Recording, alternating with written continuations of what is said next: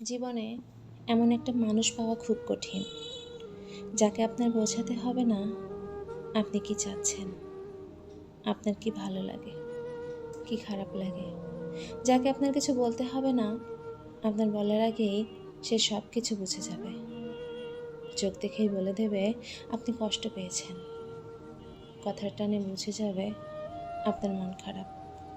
আপনার চোখের পানি সহ্য হবে না তার।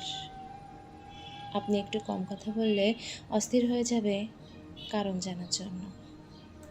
সবার থেকে যে আপনার খেয়াল বেশি রাখবে, যত্ন করবে, শাসন করবে, প্রয়োজনে বকাবকি করবে।